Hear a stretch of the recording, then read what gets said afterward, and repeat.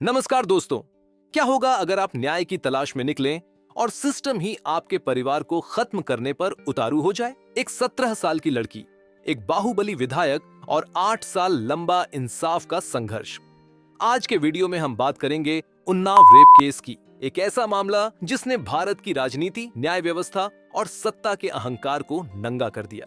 2025 में आए एक नए अदालती फैसले ने इस पूरे केस को फिर से चर्चा में ला दिया है। आइए जानते हैं पूरी कहानी।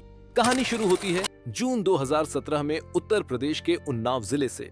एक नाबालिग लड़की नौकरी की तलाश में तत्कालीन बीजेपी विधायक कुलदीप सिंह सेंगर के पास जाती है। आरोप है कि विधायक ने अपने पद और पावर का फायदा उठाकर उस लड़की के साथ बलात्कार किया। लेकिन असली डरावनी बात यह है कि पुलिस ने महीनों तक एफआईआर तक दर्ज नहीं की। क्यों? क्योंकि आरोपी कोई आम आदमी नहीं, सत्ताधारी पार्टी का एक मौजूदा विधायक था। जब पीड़िता ने न्याय की मांग की तो सिस्टम ने भी उस पर पलटवार किया। पीड़िता के पिता को मारपीट के एक झूठे केस में फंसाकर जेल भेज दिया गया, जहां पुलिस कस्टडी में उनकी मौत हो गई। दोस्तों, सोचिए उस लड़की पर क्या गुजरी होगी। एक तरफ बलात्कार का दंश और दूसरी तरफ पिता की लाश। मामला तब नेशनल हेडलाइन बना जब पीड़िता ने मुख्यमंत्री आवास के सेल्फ इमोलेशन की कोशिश की। इसके बाद दबाव बढ़ा, मामला सीबीआई को सौंपा गया और सुप्रीम कोर्ट के दखल के बाद केस को सुरक्षा के लिहाज से दिल्ली ट्रांसफर किया गया। लड़ाई यहीं खत्म नहीं हुई।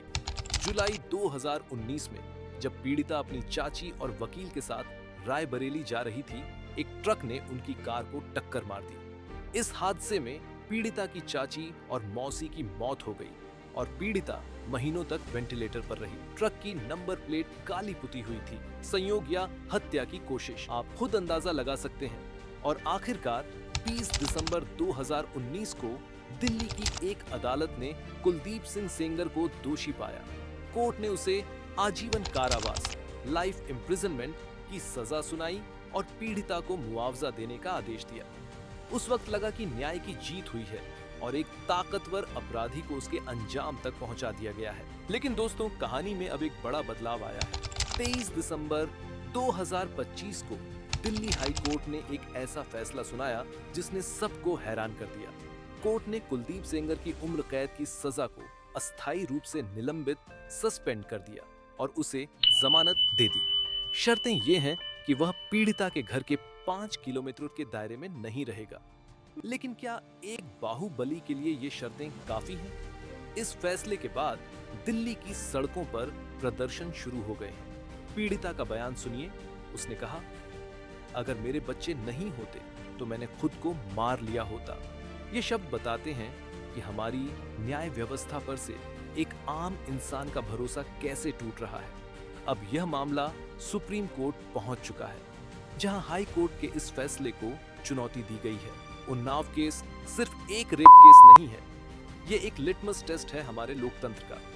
क्या भारत में न्याय सिर्फ इस बात पर निर्भर करेगा कि आरोपी कितना रसूखदार है? क्या राजनीतिक संरक्षण किसी अपराधी को कानून से ऊपर बना सकता है? आप इस बारे में क्या सोचते हैं? क्या कुलदीप सेंगर को जमानत मिलना सही है या यह न्याय का मजाक है? नीचे कमेंट्स में अपनी राय जरूर बताएं।